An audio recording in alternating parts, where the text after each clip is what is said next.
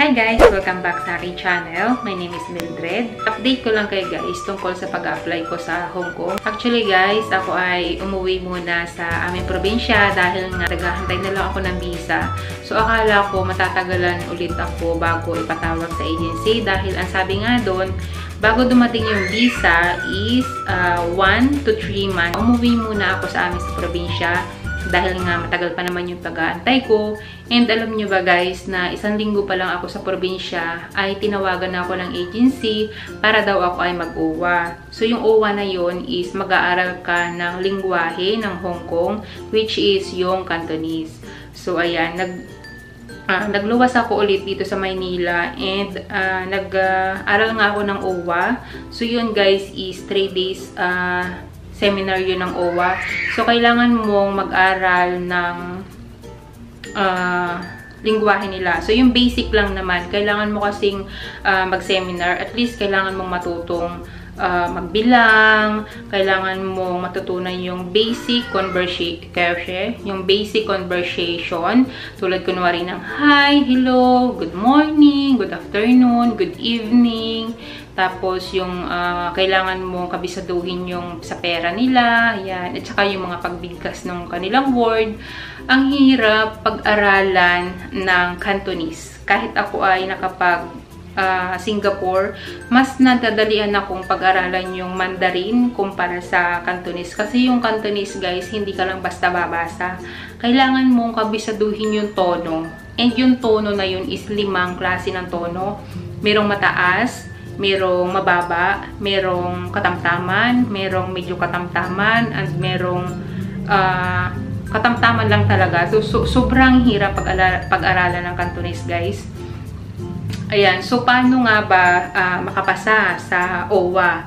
Dahil alam niyo ba guys na merong bumabagsak sa OWA na ibig sabihin hindi ka makakakuha ng certificate sa OWA dahil nga hindi ka pumasa.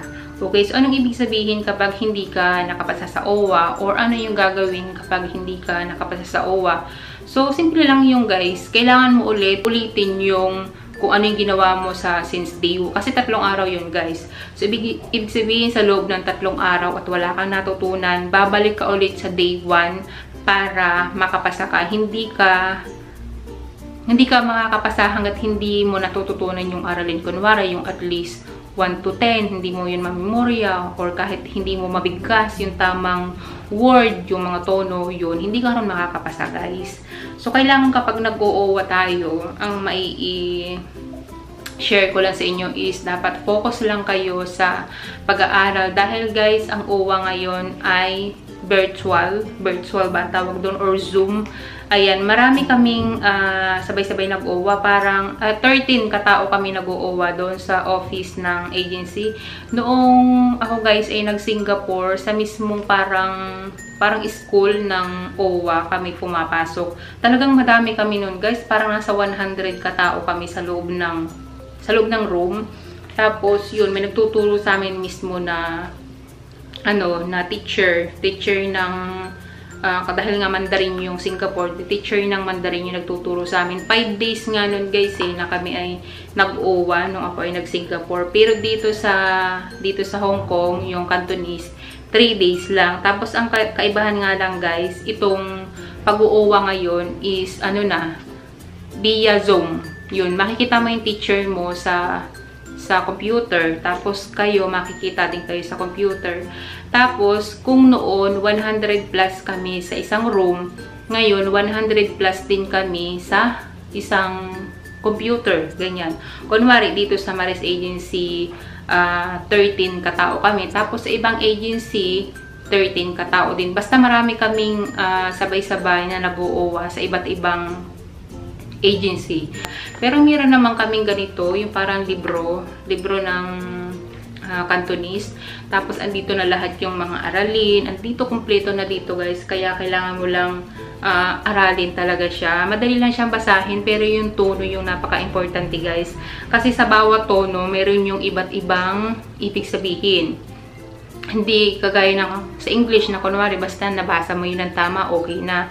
Pero itong Cantonese guys, hindi. Kasi sa isang word maraming ibig sabihin yan. Kunwari yung word natin na good, sa bawat tono meron yung iba't ibang klaseng meaning. Kasi yung kanilang word, mayroong mga tono, yung limang klaseng tono. Mataas, medyo mataas, tapos katamtaman, medyo katamtaman, at sobrang baba. Ganun guys. Sobrang hirap talagang aralin. Talagang yung 3 days na yun is sobrang sumakit talaga yung ulo ko. And sobrang nakakadugo ng ilong.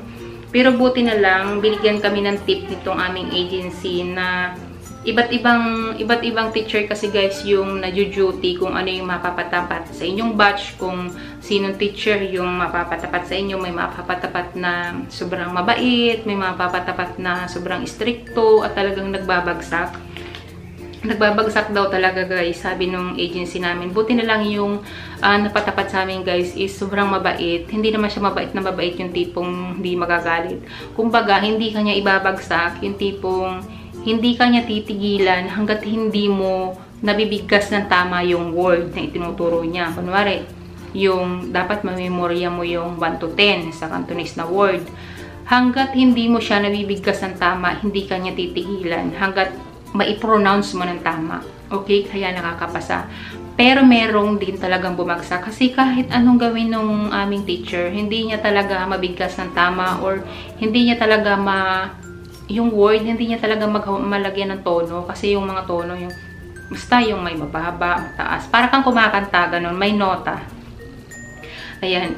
So, yung mga ibang, alam ko dun sa batch namin na 100 plus, merong uulit kasi nga hindi nila nabagsak, hindi nila na-pronounce ng tama yung mga word and yung mga tono, hindi nila nasundan kahit pinasusundan na. Ayan, buti na lang talaga dito sa aming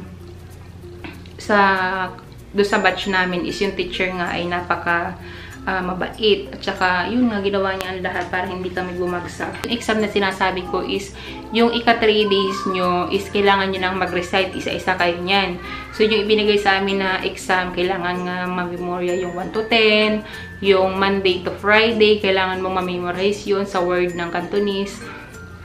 Tapos, yung time pa, guys, napakahirap din. Yung mula alauna hanggang alas 12, kailangan mong ma-memorize yun. Tapos, yung mga minute pa.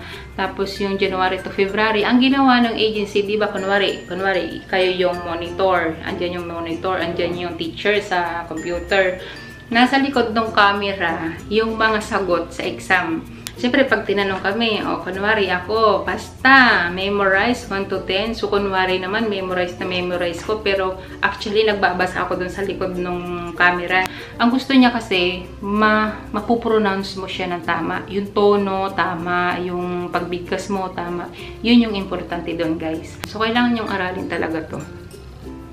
Okay? So, sana may natutunan kayo sa video na ito. At kung nagustuhan niyo ang video na ito, please give me a thumbs up and please subscribe to my channel.